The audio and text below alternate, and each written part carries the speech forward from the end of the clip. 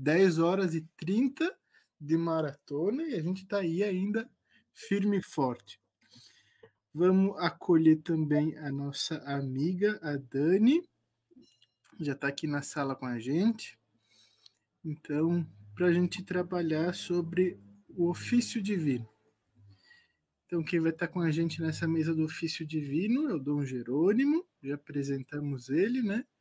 Professor de liturgia, membro do Centro de Liturgia, membro das LI, e também um grande entusiasta do ofício divino, não só aqui no Brasil, mas também na Europa, onde ele trabalha com seus alunos e sempre defende muito o ofício divino. A irmã Penha, que participa da organização do ofício divino, que teve a sua dissertação de mestrado também sobre o ofício divino das comunidades. Padre Danilo, que é professor da PUC, Minas Gerais, e também teve na sua dissertação de mestrado a sacramentalidade e o caráter celebrativo do ofício divino das comunidades no Brasil, que ele realizou seu mestrado também lá no Santo Anselmo, em Roma. E a mediadora, a Daniela Oliveira dos Santos, ela é doutoranda em performance culturais, cujo trabalho dela, que está em andamento ainda a sua pesquisa, hinos e danças e performance no ofício divino das comunidades. Então, ela faz sua pesquisa lá pela Universidade Federal de Goiás. Dani, seja bem-vinda, sinta-se acolhida entre a gente. A palavra está contigo, sinta-se à vontade. Boa noite a todos, terminamos a tarde, agora adentramos a noite, né? É um prazer imenso estar, né, junto com esse grupo maravilhoso, Padre Danilo, Irmã Penha, Dom Jerônimo, para tratarmos sobre o ofício divino e a liturgia. Então, esperamos que essa mesa, né, possa trazer a todos a compreensão desse presente que a Igreja nos deu, que é o ofício divino, e que também, né, com a Sacrosanto Concílio, ele chegou até nós, os leigos. Olha que maravilha. Então, vamos tratar sobre esse assunto, né? Peço para que vocês que estão aí nos bastidores coloquem o parágrafo que irá nos orientar, né, nesta mesa, para que possamos dar início com nessa tarde, nessa noite, né, que vai começar, será então Dom Jerônimo. Mas antes vamos ler o parágrafo que nos orientará então para essa mesa.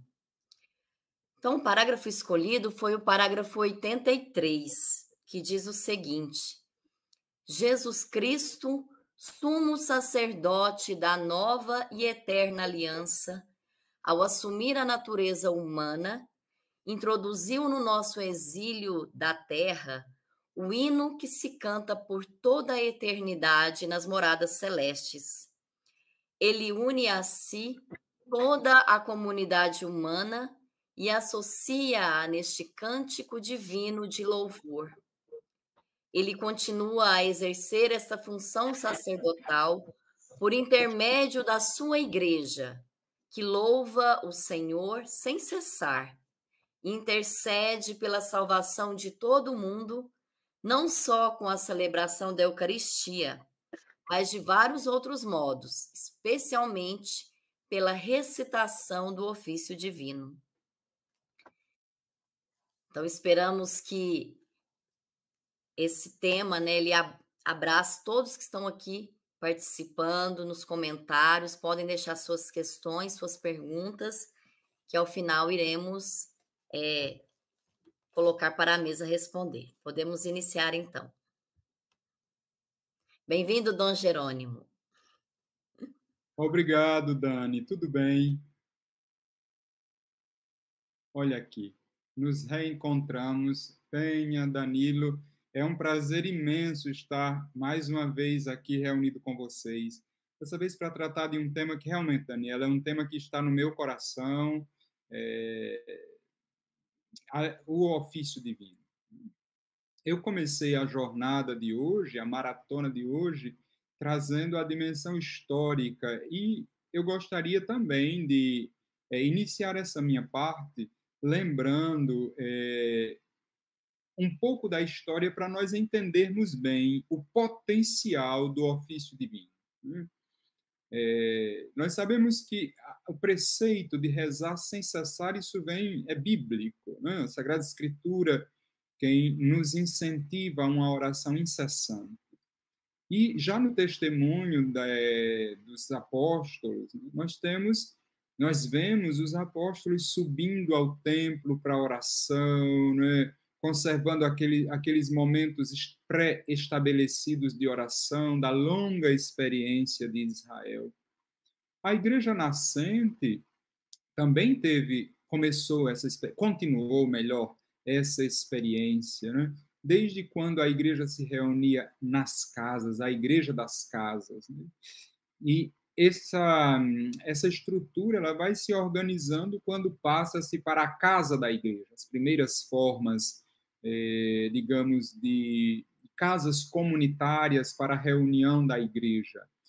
E ela se desenvolve, essa forma de oração horária, ela se desenvolve de forma mais consistente a partir do século IV, com a possibilidade da liberdade de culto por parte dos cristãos. E aqui já convém salientar que essa forma horária pré-estabelecida, especialmente o nascer do sol, né? Aquele louvor para acolher a nova luz como sinal da ressurreição de Cristo, né?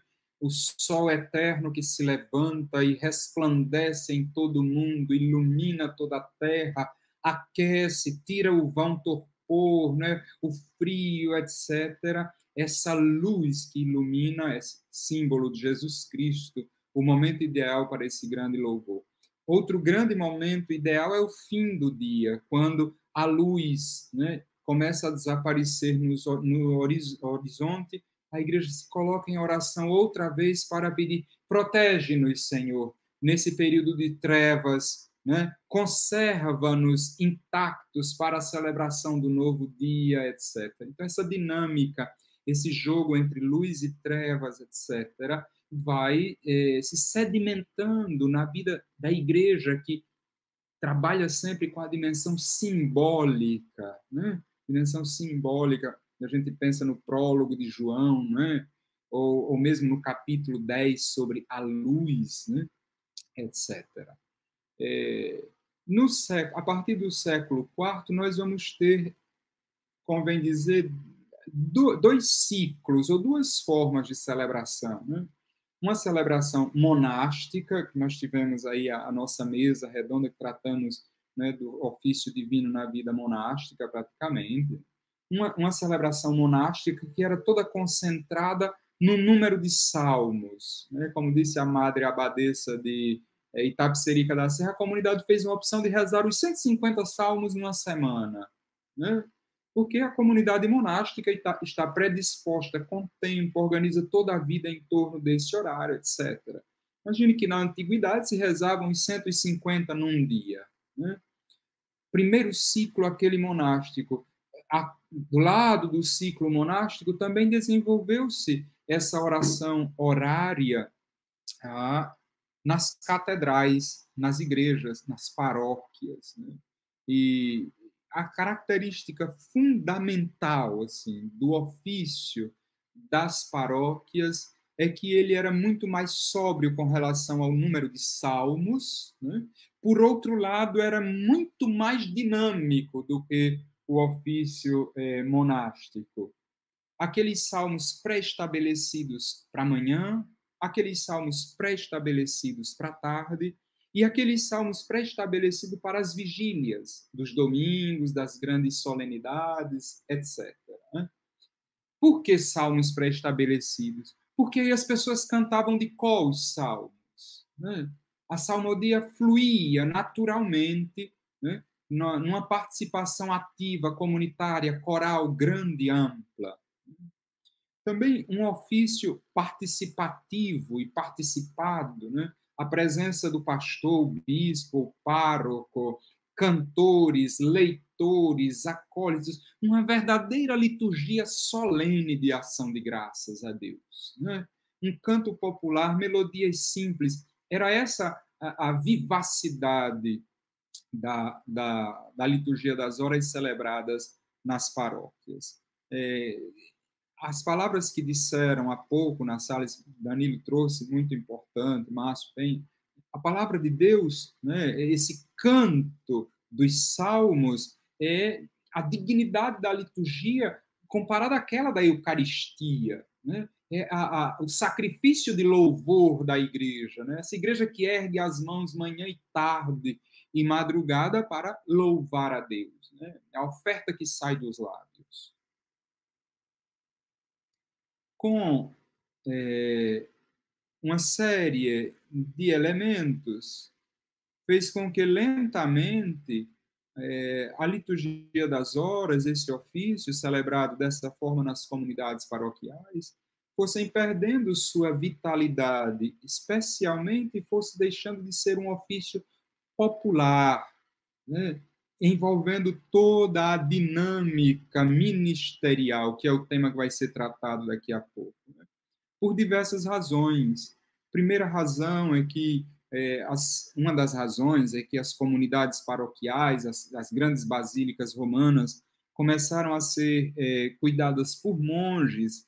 Então, aquele estilo monástico vai entrando para o ofício, ficando o ofício dos monges, e o povo vai se distanciando cada vez mais, né?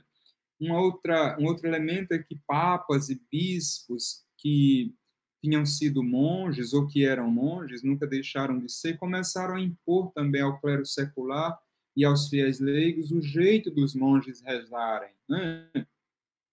Um outro problema vai ser o uso da língua latina, quando começam a nascer as línguas nacionais, que o povo não sabe mais latim, somente o clero sabe o latim. O ofício nas paróquias, nas catedrais, continuaram a ser rezados em latim, né? A obrigação do clero, depois dos padres, de recitar privadamente o ofício, vai perdendo aquela dimensão comunitária. Se nós pensarmos também a dimensão musical, que é uma coisa que você, Daniela, se ocupa como linguagens, né? Imagine aquela celebração que era feita com respostas simples, antífonas pequenas, para facilitar a participação do povo. Nasce o canto gregoriano com tantos melismas, como nós vimos Dom Anselmo explicando, né, na mesa monástica, a dificuldade de manter. Todos esses elementos, eles foram fazendo com que lentamente o ofício divino perdesse a sua dimensão de celebração. E depois, um outro elemento que é de máxima importância é que a obrigatoriedade do ofício fez com que nós passássemos da liturgia das horas à recitação do ofício. São duas coisas diferentes. A liturgia é das horas, ou seja, ela é para ser celebrada em determinadas horas. Não tem sentido você dizer a liturgia das horas de laudes quando já é hora meridiana, meio-dia, entendeu? Como não tem sentido de você dizer a liturgia das horas vespertinas, depois que o sol já foi embora há muito tempo, né? Ela é a liturgia das horas, das determinadas horas. Então, a obrigação fez com que o ofício que se tornou o ofício dos religiosos, dos padres, ele fosse a recitação de um texto, que aí era independente da hora, a primeira coisa, depois independente do povo. Esse ofício, essa obrigatoriedade, né, assinalou uma passagem muito difícil na vida da igreja, difícil porque deixou uma marca que nós temos alguma dificuldade de limpar essa marca, que é a liturgia das horas, ou melhor, nesse período a gente já não pode falar mais de liturgia das horas, mas o breviário nas mãos de padres e de freiras, né? Esquecendo da dimensão celebrativa de todo o povo de Deus. Ao longo dos séculos se tentaram inúmeras reformas, né?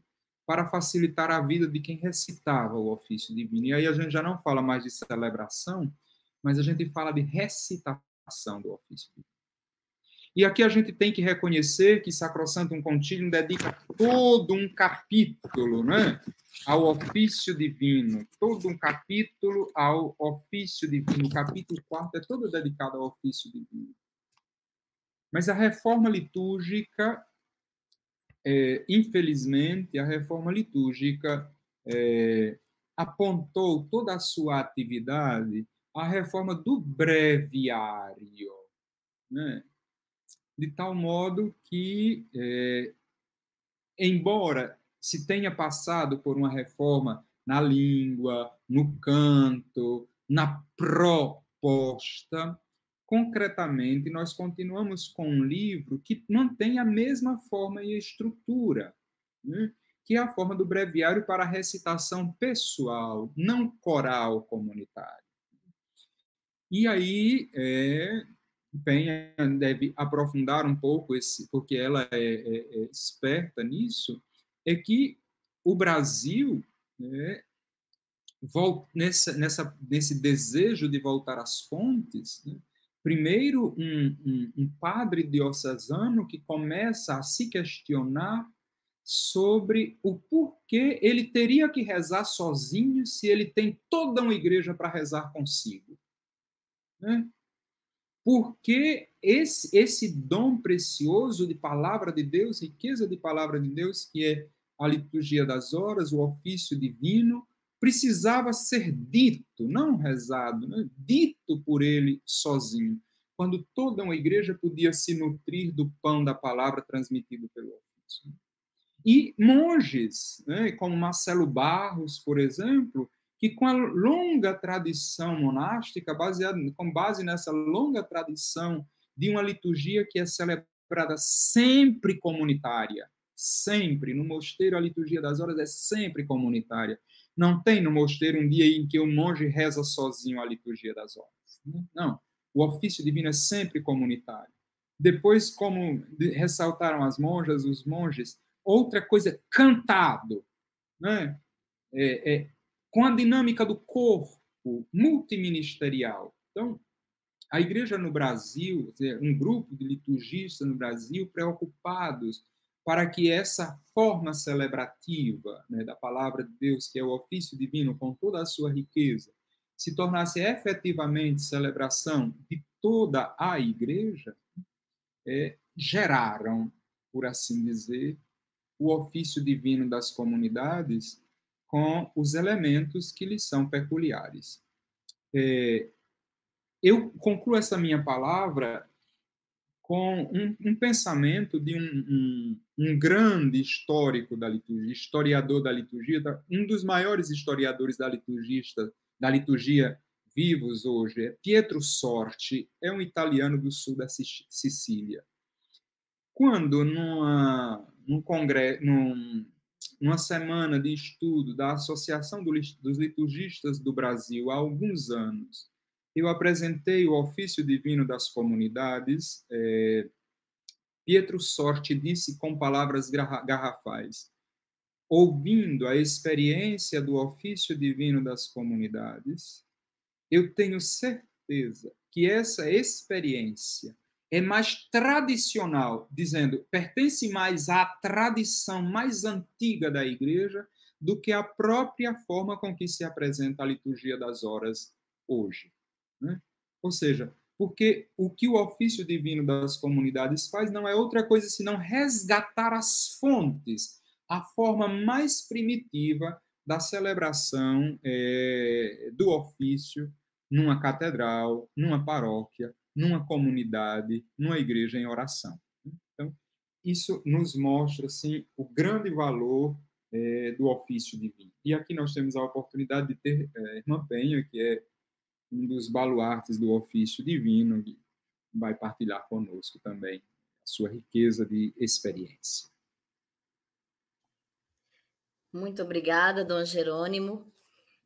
Das suas palavras, eu anotei aqui um tópico muito importante que até o Papa Francisco ele retoma na Desiderio Desiderave, que é que nós possamos voltar a celebrar com símbolos.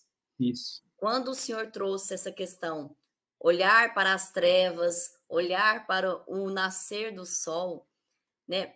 Como um símbolo, ele chega até nós, e o ofício divino ele nos ajuda muito a olhar o tempo, olhar por que estou celebrando neste momento, porque este salmo está aqui e não está ali nas vésperas, mas está aqui nas laudes, e que nós precisamos ter essa sensibilidade, né? E o Papa Francisco tem nos chamado a atenção para isso. Quero também aqui ler uma postagem, né, do Washington Rocha, que diz o seguinte, para que a mesa possa pensar depois. O ofício divino deve se constituir numa proposta mistagógica para o discipulado no exercício do sacerdócio batismal, constituindo-se como uma verdadeira orientação pastoral. Então, já fica para a mesa, né, para dialogarmos.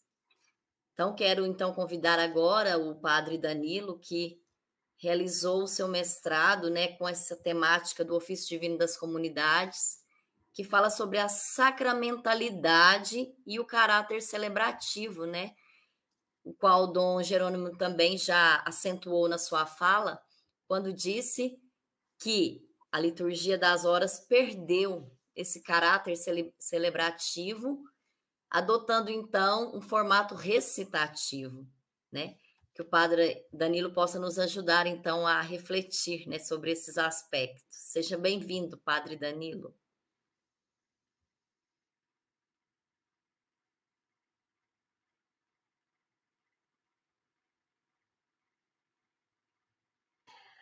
O microfone. Obrigado, eu de novo aqui, né, gente? Mas aqui a gente teve que fazer arranjos aqui de horários para caber todo mundo dentro das suas possibilidades. Mas ano que vem a maratona vai ser melhor, se Deus quiser.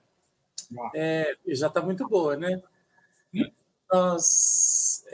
O Dom Jerônimo tocou em coisas que eu acho muito importantes e que eu acho que valeria a pena a gente aprofundar um pouquinho, porque a liturgia da igreja ela é enriquecida com várias celebrações. E nós temos a cabeça muito fixada na Eucaristia. Né? Tá certo que a Eucaristia é o centro da nossa experiência cristã, né? Ninguém duvida disso, mas o ofício é uma celebração importantíssima, assim como é o batismo, assim como é a celebração da palavra, assim como os outros sacramentos. E pensando no ofício, em como o ofício é tratado na Sacrosanto Concílio, a gente se surpreende com algumas coisas a respeito dessa celebração. Em primeiro lugar, e Dom Jerônimo chamou atenção para isso, é que a Sacrosanto Concílio dedica um capítulo para essa celebração do ofício divino. Ofício divino é o nome mais tradicional dessa celebração, que a gente conhece de duas formas aqui no Brasil, a liturgia das horas e o ofício divino das comunidades. Então, esse nome ofício divino, na Igreja Ocidental, ele se atribui à celebração dos salmos em determinados momentos do dia para fazer a memória do Senhor. No Oriente, o ofício divino se refere também a outras celebrações, mas enfim. Então, esse capítulo da Sacrosanto Concílio, ele tem 19 artigos. 19 artigos. E olha só a importância que a Igreja, que os padres conciliares deram ao ofício divino. Eles consideram o ofício tão importante que o capítulo sobre a Eucaristia, que é o sacramento mais importante, né? Se a gente considerar assim, essa consciência eclesial em torno do sacramento da Eucaristia, o capítulo sobre a Eucaristia tem 11 artigos, enquanto o ofício tem 19 artigos. Né? Isso não diz tudo, evidentemente, mas diz alguma coisa. Diz que a Igreja está valorizando muito essa celebração do ofício divino. Mas a tratativa do ofício divino na Sacrosanto Concílio decepciona a gente um pouco, porque a preocupação que a Igreja manifesta é a preocupação com o clero, com os padres. E quando a comissão antepreparatória do concílio fez aquela pesquisa, o Dom Jerônimo explicou hoje para a gente no início do dia, fez aquela pesquisa aos bispos, o que mais veio, né, de resposta em relação a isso tem a ver com a questão da oração dos padres. Os bispos preocupados com seus padres em relação à oração, né, dos padres, referindo-se aqui, no caso, ao ofício divino. Um grande estudioso do ofício divino e do concílio fala assim com a gente, é o Carlo Braga. Ele lamenta essa mentalidade que restringe o ofício a uma porção do povo de Deus, que é o clero, ou aos religiosos, né? Mas é a resposta que o concílio dá. Por exemplo, dos 19 artigos que a gente tem na Sacrosanto Concílio, 17 artigos fazem menção à oração dos clérigos, enquanto a oração dos fiéis, elas nunca vêm mencionadas sozinho. Ela sempre vem relacionada ou com os clérigos, ou com os religiosos, ou com todo o povo de Deus, né? E são 9 menções ao povo de Deus, mas atenção, sempre em relação aos outros, né? Que já rezam do ofício. Então, agora, a gente incentiva que o povo reze com eles, né? Bom, já é um ganho, porque a gente tem aqui a inclusão do povo de Deus, a consideração do povo de Deus. Mas aí a Sacrosanto Concílio vai precisar de um complemento importante do ponto de vista aqui do magistério. Nós vamos ter, então, a Constituição Laudes Cântico.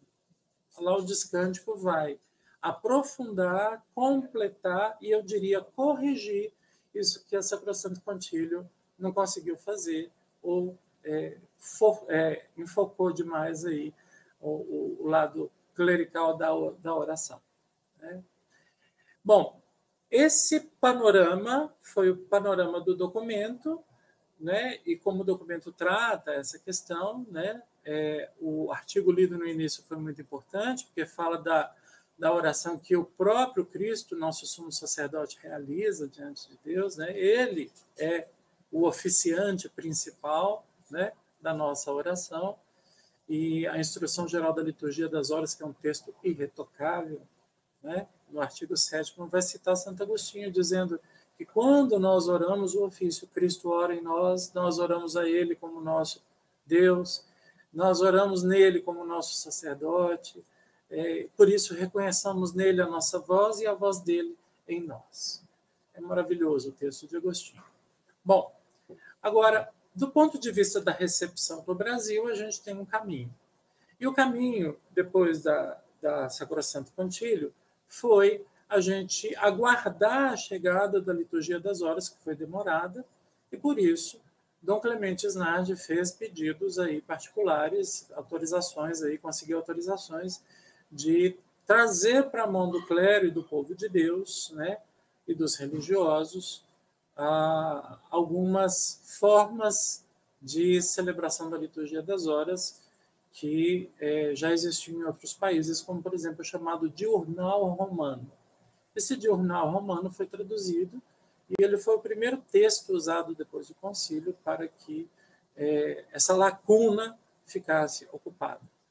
Mas ele é menos conhecido, eu acho que ele pegou menos. O que pegou mais, depois do Diurnal Romano, foi um livrinho que eu rezei muito nele quando eu estava no seminário menor, que é A Oração do Tempo Presente, né? Que é uma tradução do francês, La Prière de Temps Présent. E esse texto acompanhou muitas casas religiosas, seminários, e a gente rezava por ali, né, o ofício divino. Só depois chegou a Liturgia das Horas, em 2 volumes, um volume com as 4 semanas de todos os tempos, a gente chamava de tijolão, e o outro volume que era do ofício de leituras, com as leituras e os salmos do ofício de leituras. E depois veio a reforma com os 4 volumes, né, da Liturgia das Horas, completo. Completo não, né? Na verdade, falta o 5º volume com as orações sálmicas, que nunca saiu do projeto lá em Roma, ficou lá, está lá perdido até hoje e não sai, né? Mas precisamos, quem sabe, ressuscitar essa proposta. Então, é nesse caminho de recepção que no Brasil começa aí uma história muito bonita, uma história encantadora, que é a história do ofício divino das comunidades. Eu não vou falar, porque vou deixar quem acompanhou essa história falar de tudo para nós. Mas como pesquisador desse assunto, lá em Roma, eu engrosso as palavras do Dom Jerônimo. Olha, todo mundo fica de boca aberta quando a gente fala do ofício, quando a gente fala que o povo reza o ofício divino, quando a gente fala dessa proposta que conseguiu trazer essa tradição da igreja do ofício divino para as mãos do povo e do jeito do povo. É isso. Obrigado. Maravilha. Então, o Padre Danilo trouxe, né, essa leitura a partir do texto que estamos estudando da Sacrosanto Concílio. E eu quero fazer a leitura que o Léo Melo trouxe, né, aqui no chat, para nos ajudar a entender a importância do ofício divino nas nossas vidas, nas nossas comunidades. Nas celebrações do ofício, sinto a comunidade mais envolvida e participativa, onde todos estão cantando salmos e hinos. É sensacional o que o ofício divino consegue fazer conosco e com a nossa fé. Então, esses são os comentários, né, que estão aqui. O nosso chat está bastante movimentado. Léo é meu paroquiano.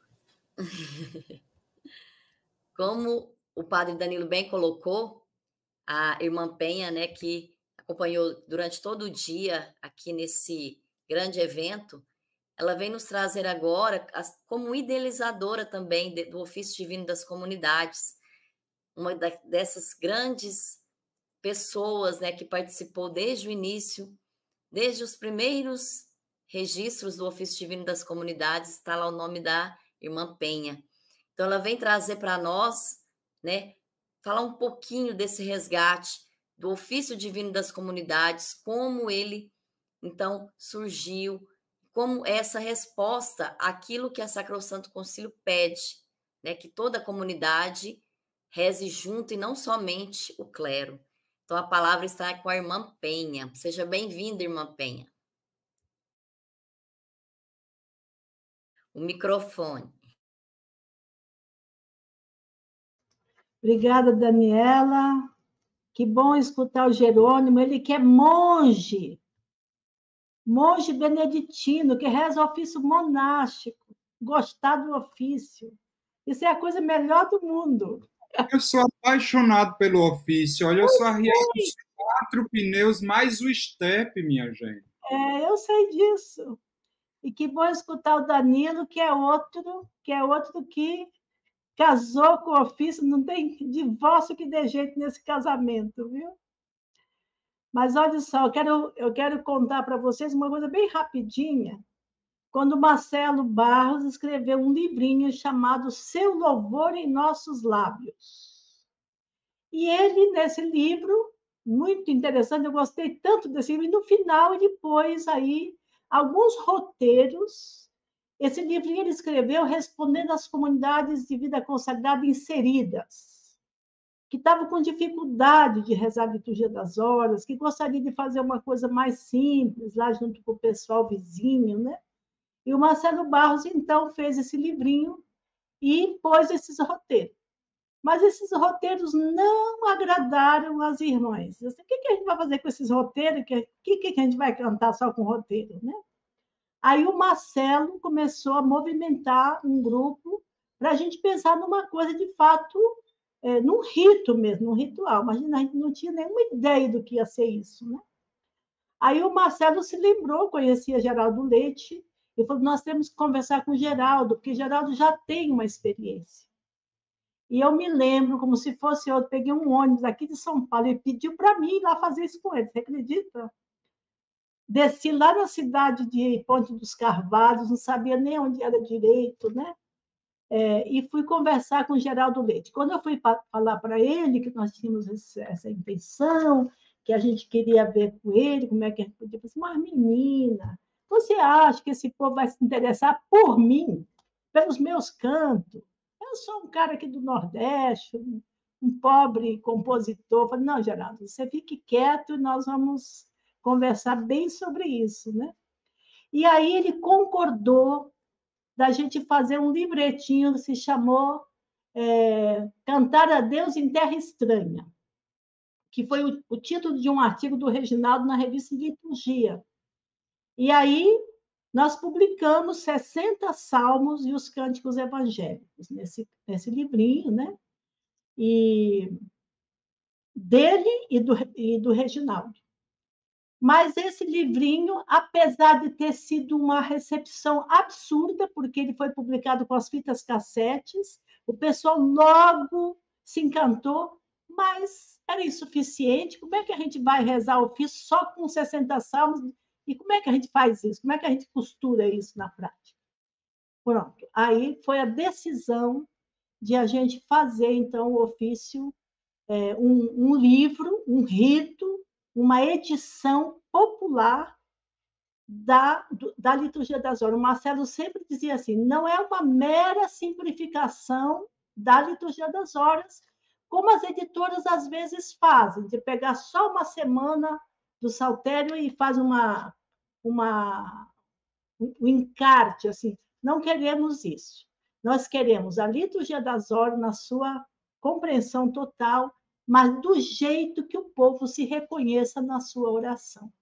Isso é que Marcelo sempre falava, né? E eu fui aprendendo, não entendia nada de ofício nessa época, eu fui aprendendo, escutando essas coisas no processo de elaboração, né?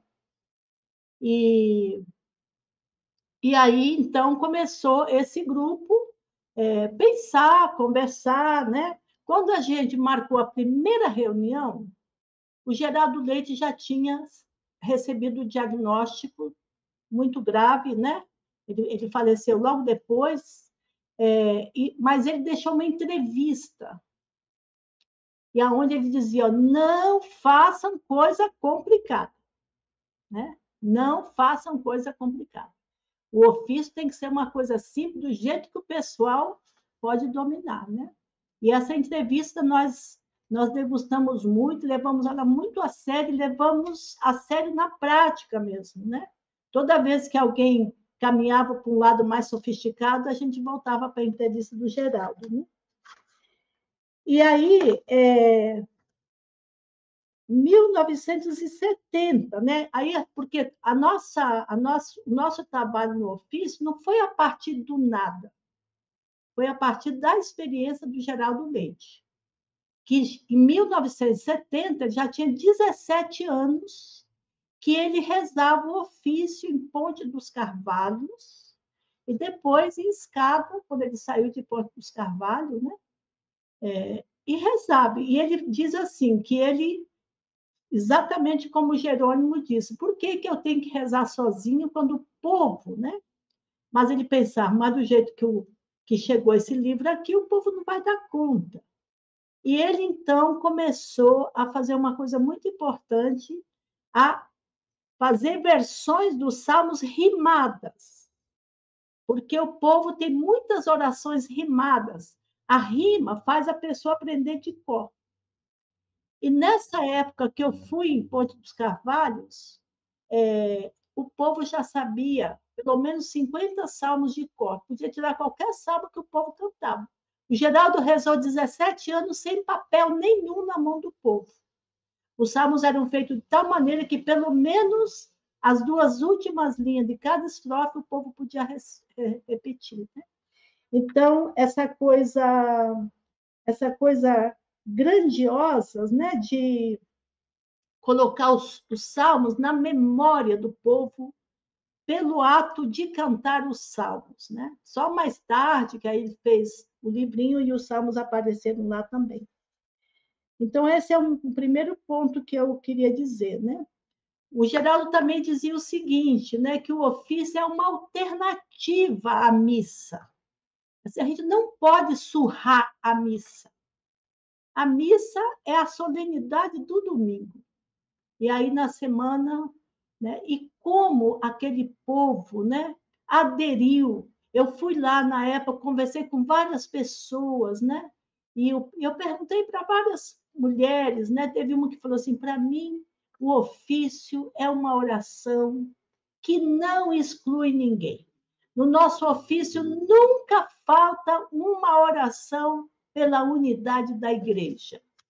Tipo assim, coisa que o Geraldo tinha uma preocupação enorme com o ecumenismo, mas certamente ele nunca deu aula sobre isso para o povo, mas o povo rezando o ofício captava isso, né?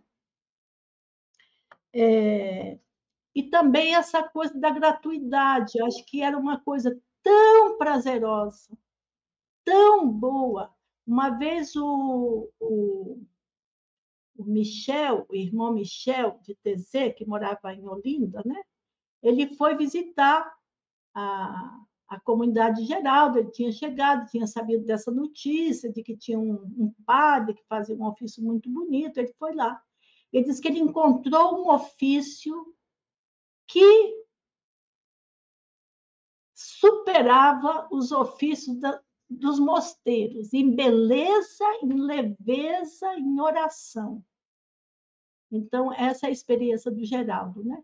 E o ofício das comunidades, então, pegando esse gancho do Geraldo Leite, o Jossi tinha feito um livrinho só com salmos, o Reginaldo Veloso, que trabalhava, sempre foi um irmão muito próximo de Geraldo, tinha também a experiência de rezar lá no morro, ele tinha a experiência do ofício da Mãe de Deus, né?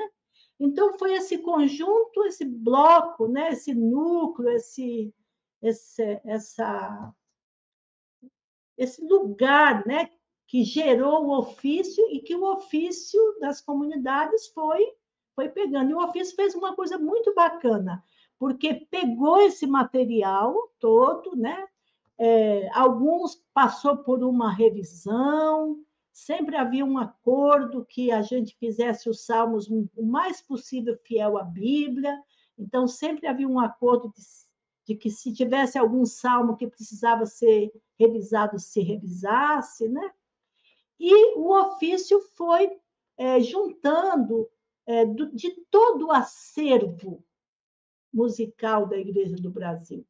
Eu acho que o grande ganho do ofício foi esse, né? Hoje, quando a gente dá uma introdução do ofício, eu sempre digo assim, gente, vamos começar por aquilo que a gente já sabe.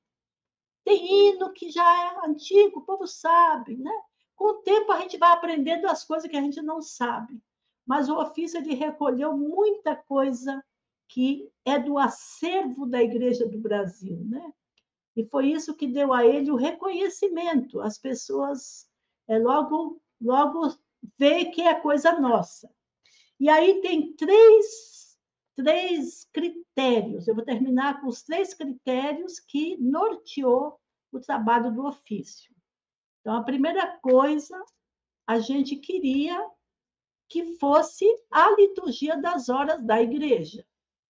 Esse legado que as comunidades monásticas fizeram chegar até nós, né? As comunidades monásticas, eu tenho uma grande gratidão, porque mesmo rezando em latim, eles continuaram rezando na hora e conseguiram rezar comunitariamente e com beleza. Então, esse legado a gente não podia perder. E também, em relação a esse legado, na equipe, a gente estudava as origens da liturgia das horas. E aí a gente sentia uma certa liberdade, aquilo que o Jerônimo disse, de não precisar traduzir tudo da liturgia das horas, mas pegar aquilo que era a estrutura fundamental, né? E aí eu acho que essa informação que está lá na Peregrina Etérea, de que era uma coisa simples, que o povo cantava, que até as crianças interagiam, então acho que o ofício ele entendeu bem o que significa a tradição. Não foi simplesmente pegar a liturgia das horas e tentar traduzir de um outro jeito, né? Depois, o segundo ponto, a gente tentou o mais possível dialogar com a piedade popular, com o jeito da piedade popular, A coisa mais notável disso são as aberturas. A primeira abertura que o Reginaldo cantarolou no nosso encontro era Agora lábios meus dizei anunciai, que é do ofício da Imaculada, e dessa inspiração a gente tem 20 melodias hoje das aberturas do ofício, né? E a terceira coisa, e também assim, o ofício não tem comentário, ofício não começa com comentário, ofício não tem explicação de nada, ele é reza. Para o povo, o povo gosta de rezar. O povo não gosta de muita conversa, né? Uma vez eu fui numa romaria do Padre Cícero, eu viajei de Juazeiro a São Luís, passando por Teresina, num caminhão de romeiro. Eles cantaram o tempo todo, rezaram o tempo todo, não tinha uma explicação de nada. E o povo empolgadíssimo naquela experiência de oração, né?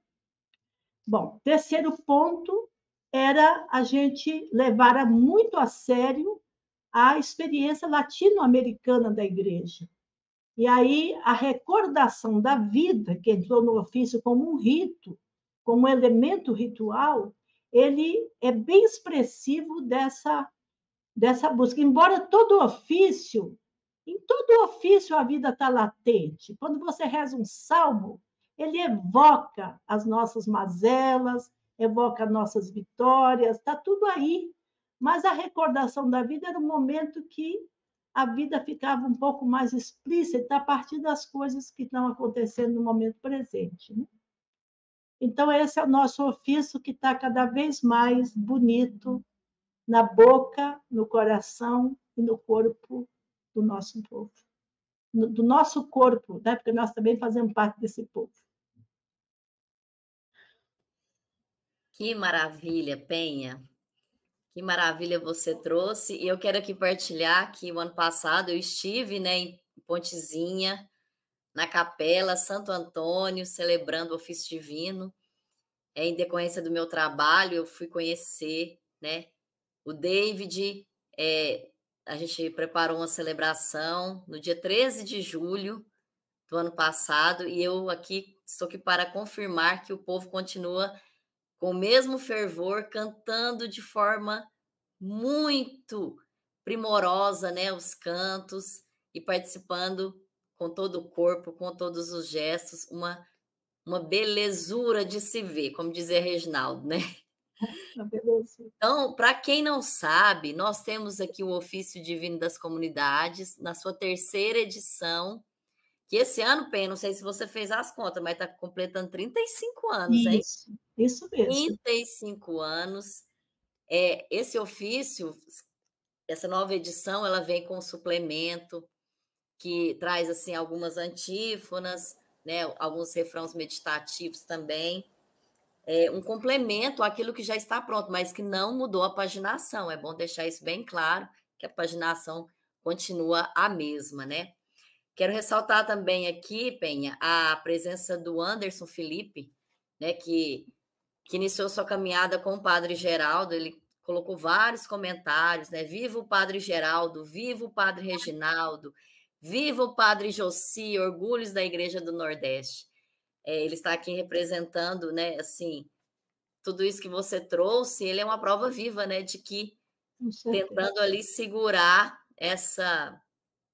toda essa história. O Anderson, ele tem, para quem quiser acompanhar, ele tem um blog, chama Nação do Divino, e ali tem melodias, né? Ele tem um canal no YouTube também, tem melodias, ele grava os cantos, né? Quando a gente tem alguma dúvida em alguma melodia, a gente corre lá no canal dele, porque está tudo registrado ali, né?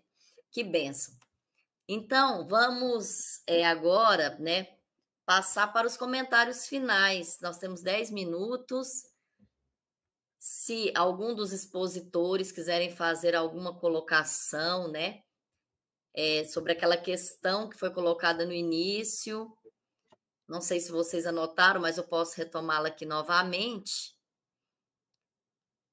E também aqui, né, sobre a questão da participação, como trazer o ofício divino de uma forma mais presente nas comunidades, né? Se vocês quiserem falar um pouquinho sobre isso, eu creio que é um trabalho de formiguinha, né? Aos poucos a gente vai conseguindo. Eu vou começar, depois os meus colegas aí completam, né? Acho que a primeira coisa é o ofício não se impõe, porque se a obrigatoriedade acabou com ele, então não é um bom caminho. Então ele não se impõe. Eu sempre gosto de pensar que ele se oferece. É diferente, né? A igreja oferece a maneira como ela rezou desde o início. E a gente, à medida que vai tomando consciência, vai fazendo experiência com essa oração, a gente vai adotando. Eu queria sobre isso pensar o seguinte: depois que Geraldo morreu, Geraldo saiu de Ponte dos Carvalhos, foi para a escada. O padre que veio depois dele tinha um refrão, tinha um slogan: vamos acabar com o geraldismo. Não conseguiu acabar. O povo, então, o ofício, a liturgia, uma liturgia que se preza, ela forma, ela fica impressa, né? Mas Geraldo nunca foi. Quando Geraldo começou a fazer o ofício, sabe o que ele dizia? Dizia assim: olha, eu acho que as doninhas que já estão aposentadas, elas vão vir rezar comigo. Ele não tinha nenhuma pretensão. E quando ele começou a rezar o ofício com as velhinhas, com as viúvas, não sei o quê, né? Os jovens é que enchiam a igrejinha lá do Pão dos Cavalos, que ele ficava bobo de ver que os jovens... Aí era uma coisa impressionante, né? Então, não foi uma imposição. Eu acho que esse é o caminho nosso também. Agora, nós temos que nos aproximar do povo, oferecer, mostrar como isso é bom, né? Dar catequese, né? Você começou a sua fala, Geraldo, achei tão bonito, né? Eu vou evocar a história para a gente mostrar a grandiosidade do ofício. Não é invenção de um grupo que não tinha o que fazer, né? Então, acho que é por aí. Eu acho que quando o povo faz a experiência do ofício e escuta que ele está na igreja desde as origens, são duas coisas que convencem o povo. E aí, com aquela linguagem pedagógica que a rede celebra, né? E os nossos grupos formadores do Brasil sabem fazer. Agora é com vocês. Se posso, um minutinho. Eu me perguntei já muitas vezes, teve 1 ou 2 anos que eu passei todo ano escrevendo sobre o ofício, não é, Penha, na revista? Uma série de artigos. Eu sempre me perguntei por que eu, monge beneditino, estudante de canto gregoriano, né, assim, esse universo todo, assim, que o ofício divino, quando eu o celebro, eu não para mim não tem uma diferença entre o ofício que eu celebro em casa com canto gregoriano, e o ofício divino não tem nenhuma diferença. Eu já me perguntei sinceramente, assim, também como acadêmico, alguns elementos, para mim, eu acho que é fundamental a importância, e aí responde um pouco a pergunta da Daniela também, né? O ofício divino contempla a minha história de fé, né?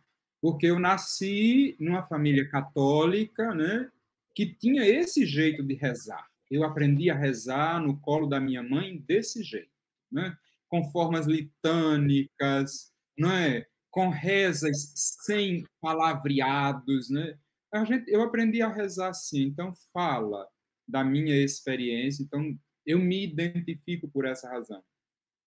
Segundo elemento que é importante para mim, e aí eu falo a partir da academia, né, é que o estudo sério da liturgia retirou de mim aquilo que poderia existir de preconceito, digo no ambiente acadêmico, sabe? O que é o preconceito? É um conceito preconcebido de uma realidade que eu não conheço, né?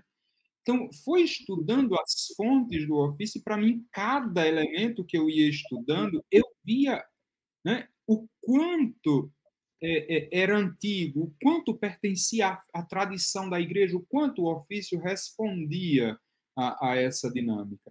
Então, Daniela, eu penso que dois elementos de fundamental importância.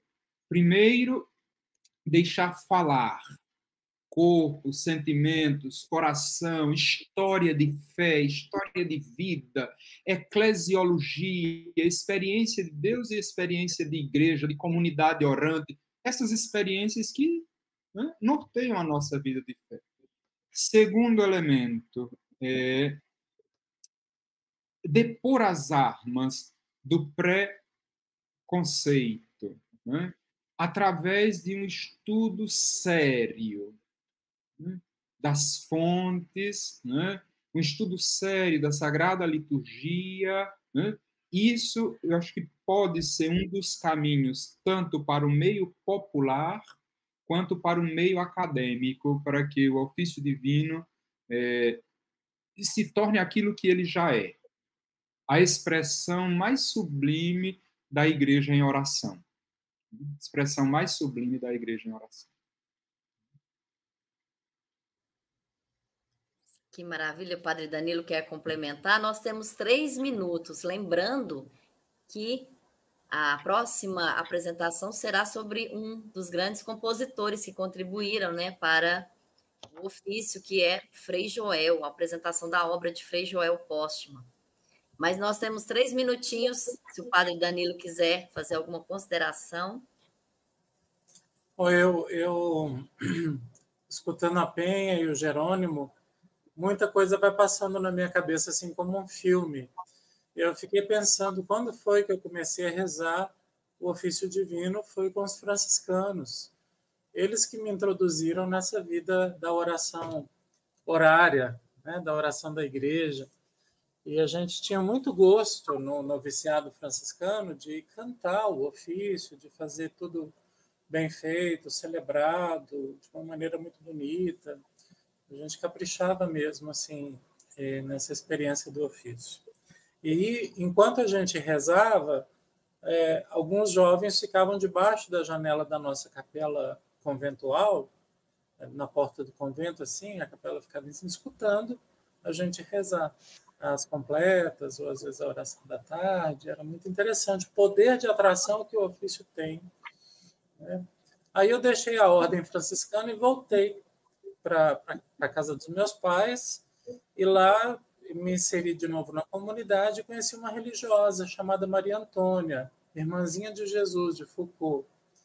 E aí a gente conheceu, naquele tempo, o ofício divino das comunidades, o Verdinho. E a gente formou o grupinho de oração de ofício lá na minha comunidade de origem.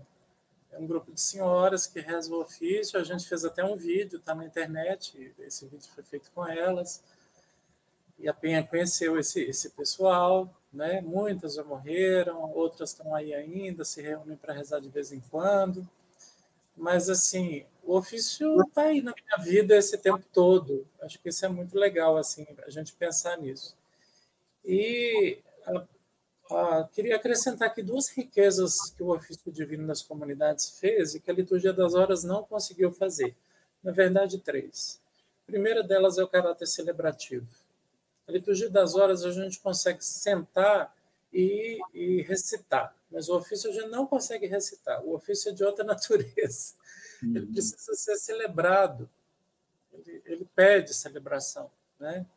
Então, ele pede o canto, ele pede incenso, ele pede vela, ele pede posturas, né?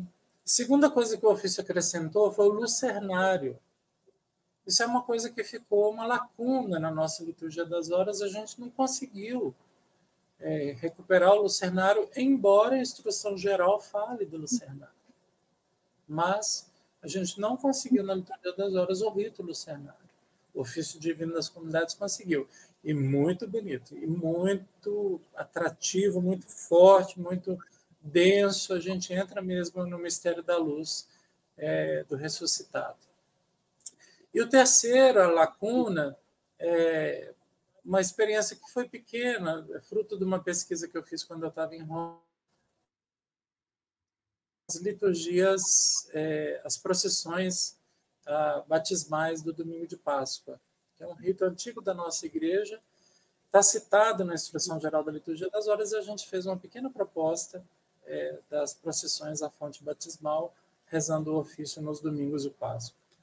Então, eu acho que o ofício tem aqui um monte de porta aberta para a gente continuar esse trabalho. Haja vista, por exemplo, o ofício da paz, o ofício da juventude, o ofício de Ezequias, e tantas propostas que foram surgindo dos mártires, da novena de Natal, dos mártires. Então, acho que a gente tem aqui uma riqueza a ser explorada e aprofundada.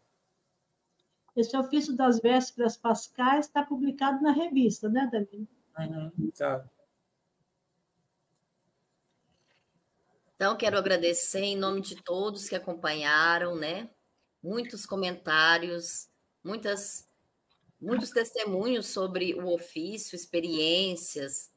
Então, que possamos, né, guardar no nosso coração que foi aqui nos repassado, essa beleza do ofício, seu resgate histórico, que possamos dar continuidade com o ofício divino das comunidades. Quero agradecer à Penha, a Dom Jerônimo e também ao Padre Danilo por essa rica mesa que nos foi apresentada agora no início da noite. Muito obrigada.